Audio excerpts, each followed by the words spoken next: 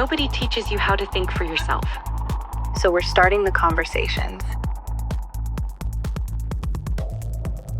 So before we begin, I want to ask one question. How well do we really know yourself? Well enough to choose your career? Or have you just convinced yourself that you do? Today, we're thinking out loud about this one question. What if you don't know yourself as well as you think? And I couldn't think of a better person to explore that question with than Serge Nader, founder of Zenith Education, who has spent years helping thousands of students better understand themselves before making some of the biggest decisions of their lives.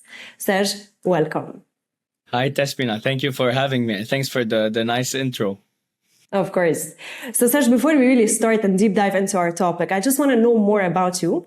And I want you to tell us, how well do you think we know ourselves?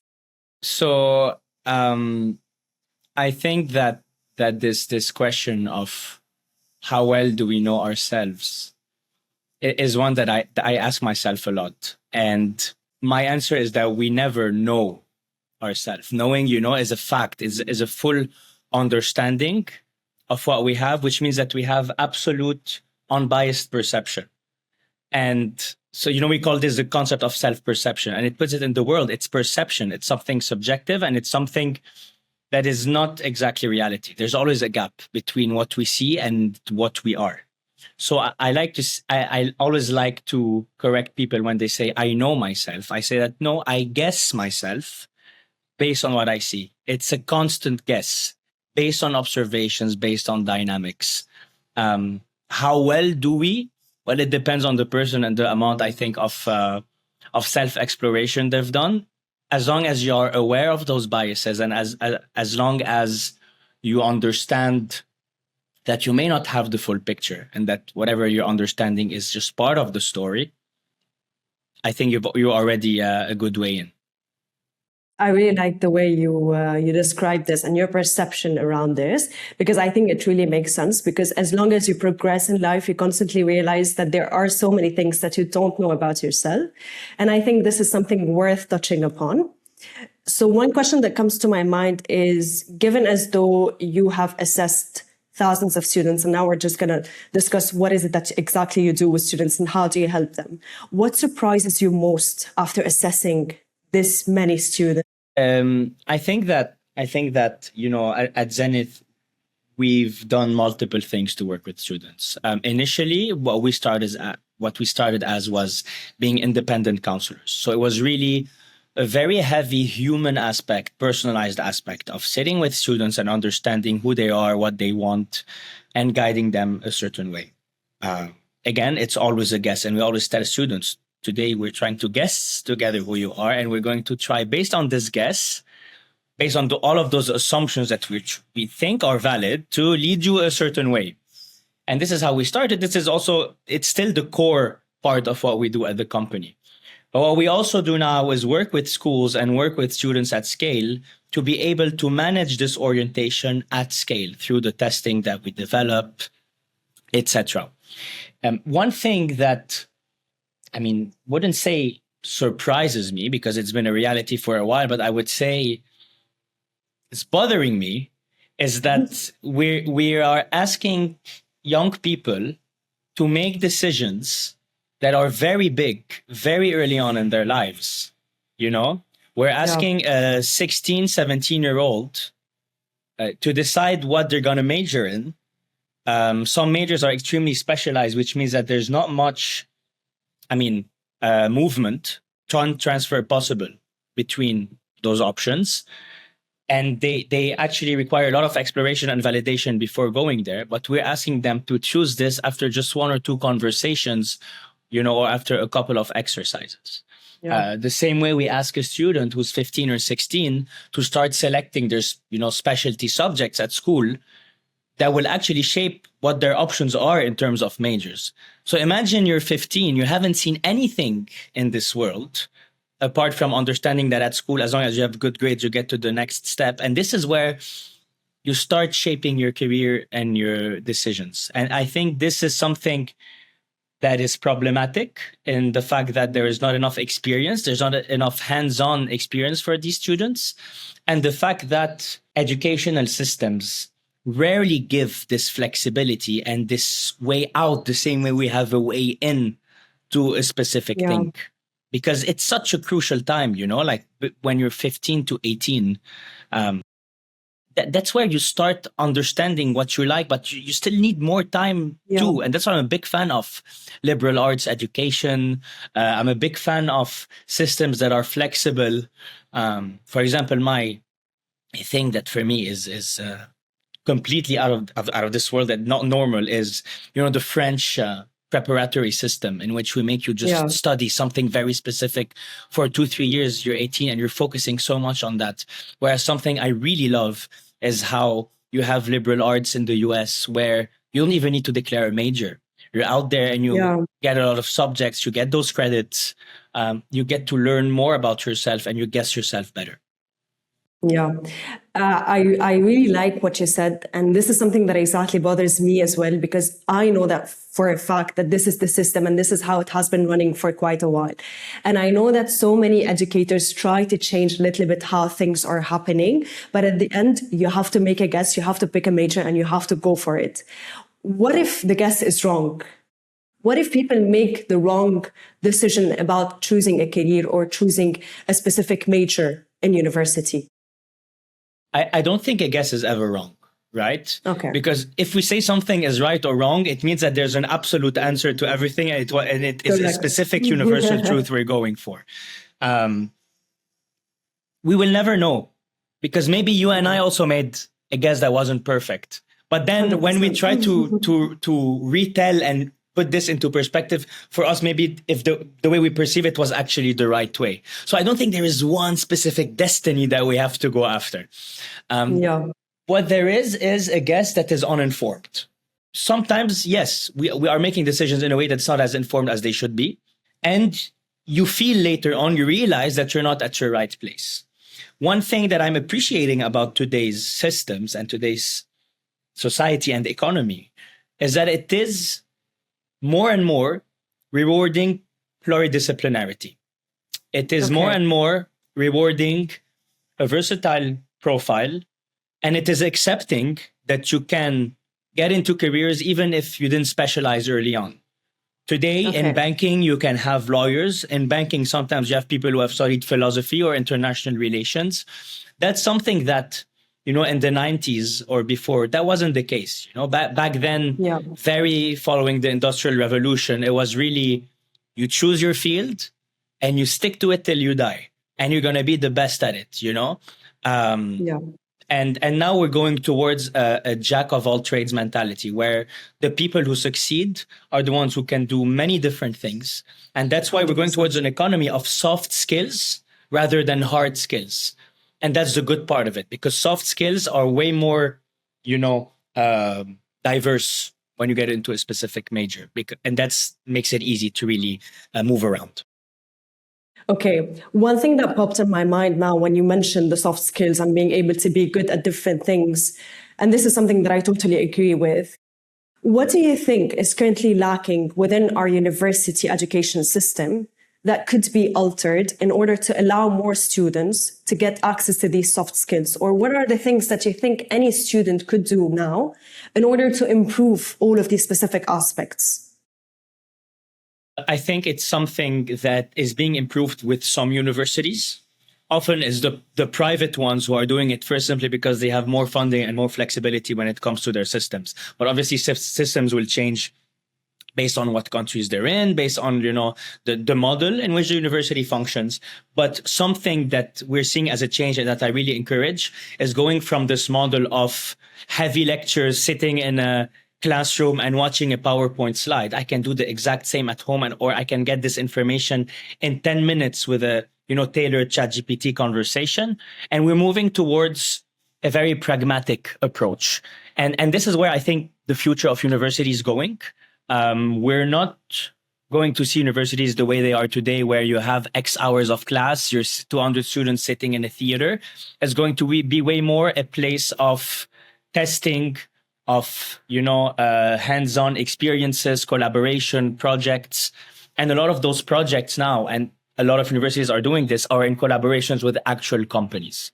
And this is a big selling point for some universities today, which is if you come to me, you're not going to sit in a classroom. You're going to have the core classes, but then you're going to work with ex-partner companies on specific projects, because this is the reality of getting into the real world. The real world is not sitting and understanding a specific concept or the academia. We're going towards an economy of doing and building. And that's exactly how employers work as well. They don't tell you, show me your credentials. They don't tell you, oh, show me that you've taken this class. They tell you, show me your portfolio. Show me what you've built. Show me that you know how to use it. How can you show that? And this is where we're going. The hands-on, the real. Yeah, I totally agree as well, because I think now so many universities are not just building their career centers as well, but trying actively to help students find these opportunities elsewhere outside of the classroom to enhance more these specific skills. Now, going back a little bit to the years where you choose your first major, where you're out of school and then you want to pick your major, how much do you think how much of this decision specifically, choosing the right major, is actually the decision of the student? How much does it come from, for example, parents, society, expectations, fear, status maybe? How much do you think that decision is actually there? Fully.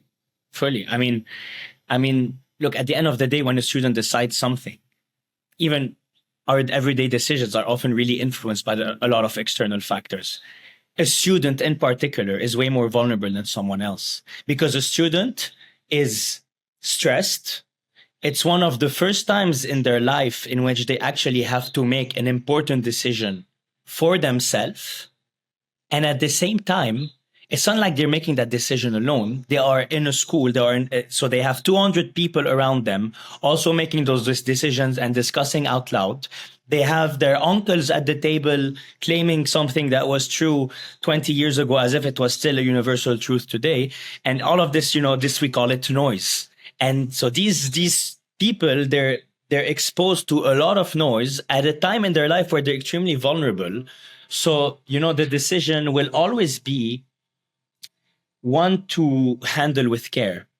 And the responsibility, the role of the people around the student, whether it's parents, whether it is teachers, whether it is school administration, is to guide the student not towards a certain path, but towards the independence of thinking.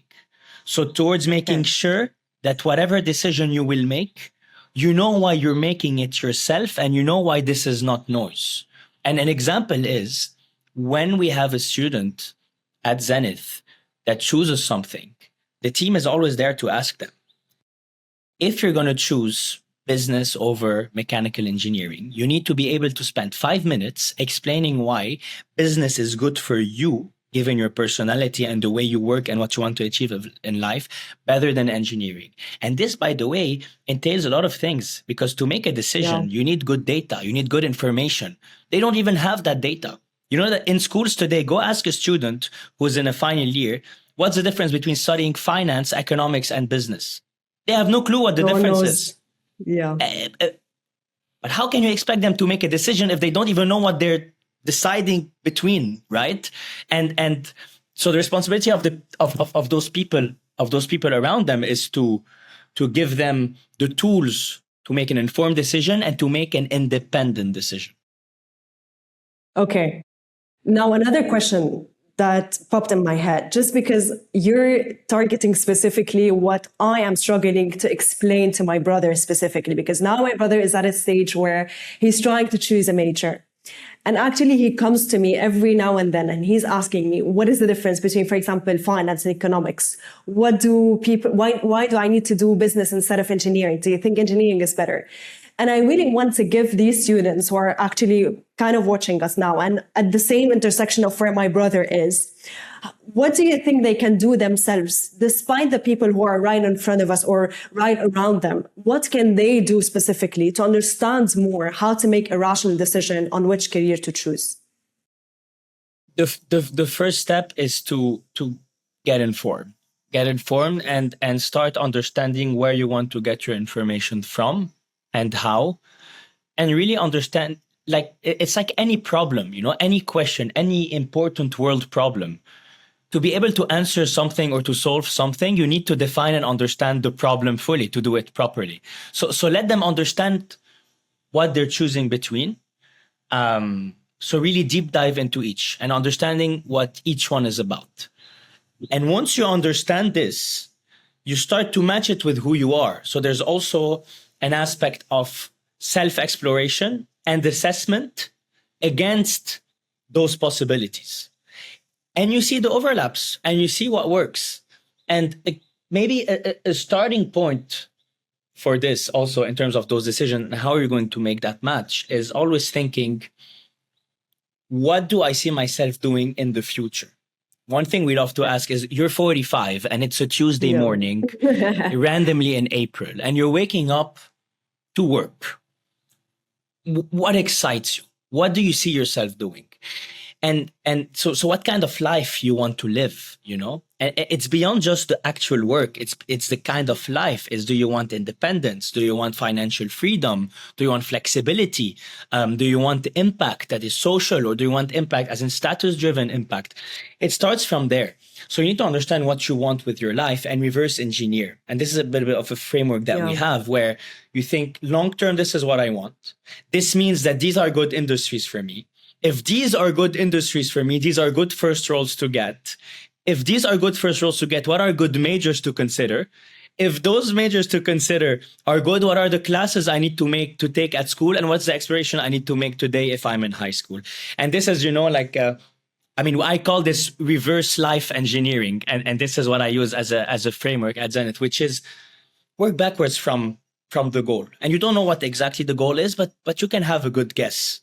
You know, it's not that far-fetched. I was about to ask you if you think that they will be able to answer this question. For example, if I ask them at 45, what do you want to be doing? For example, if I am to ask this question to myself, I might struggle a bit to be able to picture what I want to be doing at 45. So I think as well, this is something that might put them a bit under a bit of stress because they feel like they don't know where they want to go.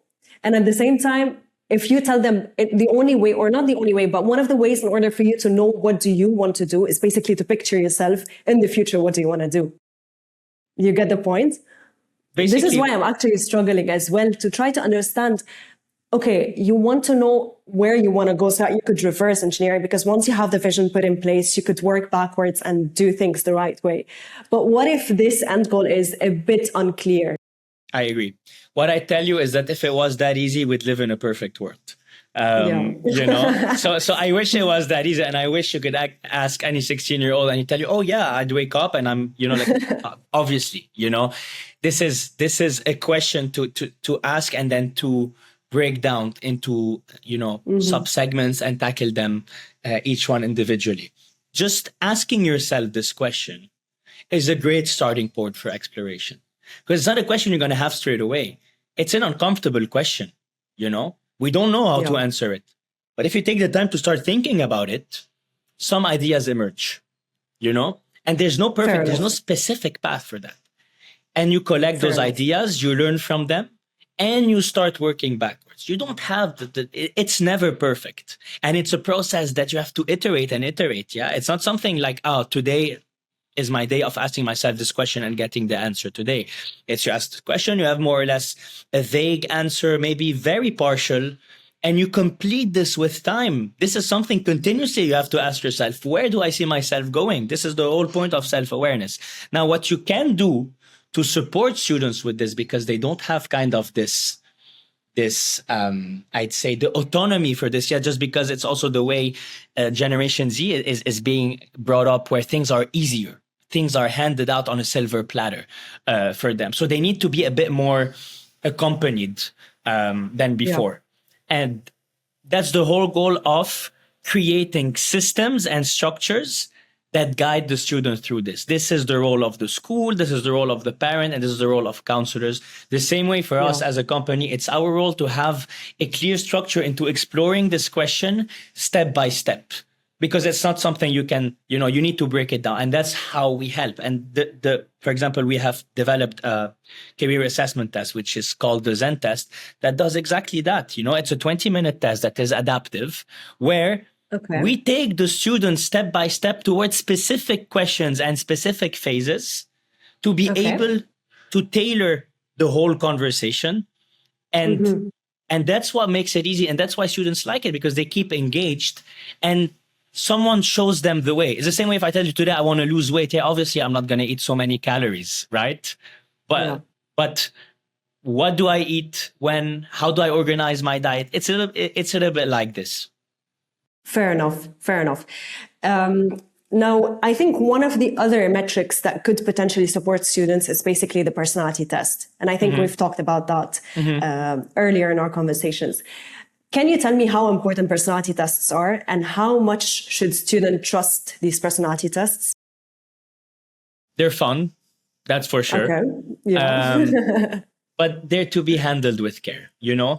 The first thing I would say is be careful what kind of test you're talking about, because there are such things as what we call psychometric assessments. A psychometric assessment is something that you usually test clinically, etc., that tells you a lot about how you are, and there are very popular ones around the world.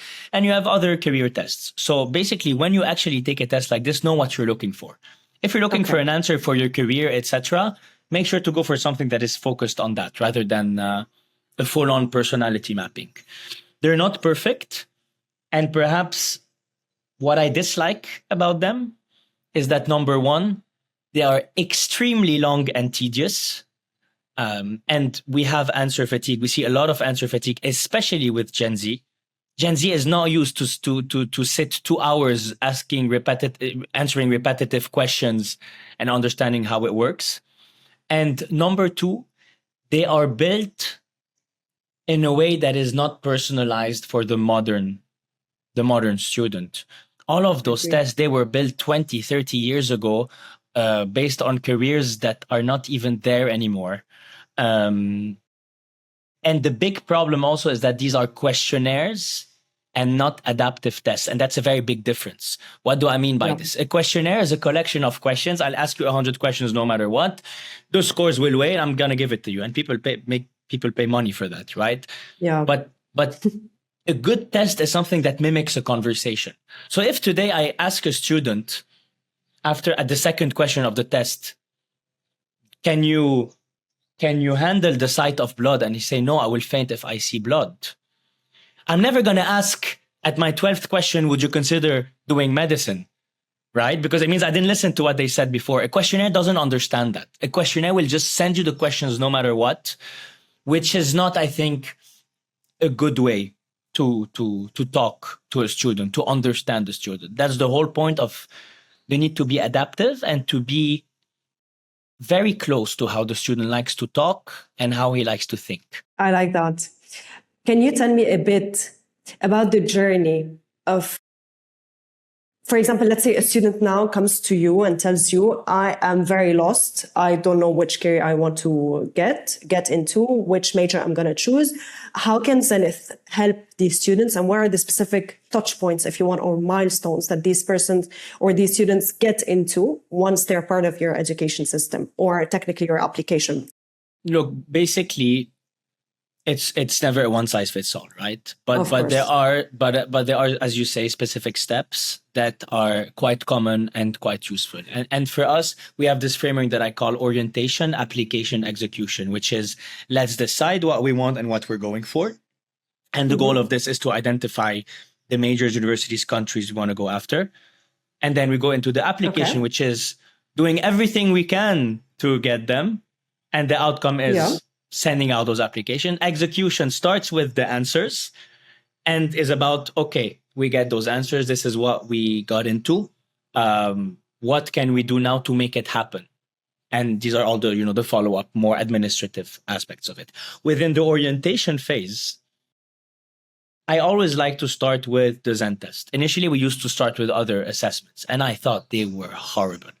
They were horrible because it actually made us work even more, because we were just trying to deconstruct things that didn't make sense. That's why initially I wanted to design it for us. And then it became so good and so big that actually now schools around the world are actually using our test, And it starts with that test. And I always say, be careful with those tests. Even if I developed it and I can swear that it's the best and it's super valid, I will tell you, don't use the results. It's just a foundation for a conversation. But it saves you Correct. time, because instead of spending 2-3 hours understanding the basics of the student, the test gives you that. It tells you more or less what the student is good at, what are potential majors, and then you go and ask, why did you score highly here? Would you maybe think it's because you're analytical, or because I see here over there that you say that you're more on the creative side? Do you think you have both? Or it's about the questions you ask. And it's always starts with this, really understanding the student. Then once this is done, you do a matching. You assess, you match, then you explore. So here we did the assessments. Then you match. To match, you need to, as our knowledge, the way we guide, is saying, okay, based on what we see, here are potential majors and career paths that would fit you.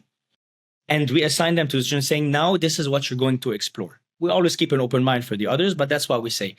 And then the exploration happens, that we work with the student for them to understand. We give them specific exercises that are not very long, but compilations of videos, etc., and questions to make sure that they know what they're understanding.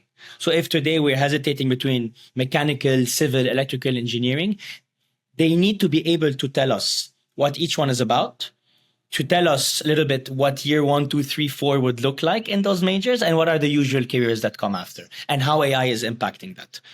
So we make sure that they understand, and that's how we match. And then we explore. Exploring means, seems like there's an interest for this. We put them on a program, I don't know, like a summer camp. We make them speak to a specific expert in the field for them to ask those questions. And it's an iteration, we go through this. And then we start understanding what countries they're interested in, what kind of universities and their level. And we show them some degrees at some universities for them to give us their feedback and understand the differences. The whole end of this whole game, which is often, a repetition, it's not just one smooth ride, is really knowing exactly why we want something, and what is everything we want. And that's when you have a roadmap. And that's why I say, for me, applications is super easy. It's the same way that you have a bakery and you bake bread, right? I mean, applications, we've seen millions of them. And I think it's so easy because I understand the game. What's not easy is knowing what we're doing. The moment you have a good plan, it's just a byproduct. Great applications are a byproduct of good strategy. 100%. And I think the more you try to validate why you chose the major that you chose based on specific things that are super related to you, this is where you become more convinced that this is the right guess that you've made. And this is where things become much more easier at a later stage. Absolutely. So I totally agree. Now, before we wrap up, Serge, I just want to ask you, or I just want you to tell us one thing that you wish every student questioned before choosing their future. What would that be? One thing every student questioned before choosing their future? I'm trying to phrase this perfectly. Yeah, take your time. I have the idea, I want to phrase it. I'd say, how much of this is my decision so far? And this is number one, inviting the student to distance themselves from the noise that we described. And it invites the student consequently because they will realize that there is noise. And it invites the student consequently to think, what do I really want? Which invites the student to ask those questions on the long term, which invites the student to break down and what actually is what everything I just mentioned. The very first step, like in anything, is the step of awareness of the influences. And I think this ties back to how we started the conversation, which is, how much do we know ourselves and how much do we know how we make those decisions? And I think they need to have a solid think. Am I thinking like this because my mom told me to, or am I thinking like this because I genuinely think that this is who I am? How easy do you think that is to do, to detach yourself from all of the noise? It's not. If it was that easy, Zenith Education wouldn't exist either, right? So that's definitely not easy. And we're speaking at the student level, but that's something that's not easy for everyone. Generally, how easy is it to detach yourself from your experience of life and understanding that your decisions are actually, but this is extremely psychological, and so that's something that even when you're in your 70s, 80s, you can ask yourself those questions, right? It's just worse for the student simply because it's higher stakes early on, and it's a more vulnerable individual making that decision. But that's for everyone. That's not easy at all. And that's why there's so much work around it to be done.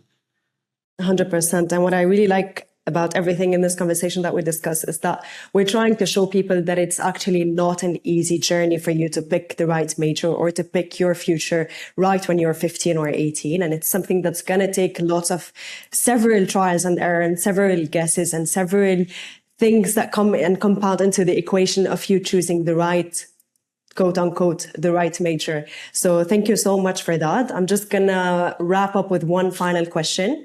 What is one belief that society accepts, but you think is completely wrong?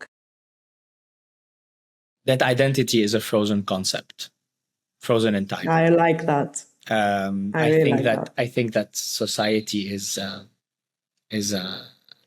thinks that we are someone, and they like to find shortcuts into what we are. And I always try to tell people, number one, we are not our career. And we are not necessarily who we think we are. Identity is something that changes. It can change overnight, to be honest. It's a collection of your experiences, your victories, your defeats, your traumas, what excites you, what you liked, what you disliked, what worked, what didn't, noise around you, feedback you get from people. So often our perception is actually a mirror of others people's perception of us. And it's something that's dynamic. Obviously, a solid identity when we did a lot of work wouldn't change so much from a day to another. So if today after this conversation, I'm going to go do some work and see my friends tonight, tomorrow, I'm not going to wake up a completely different man, right?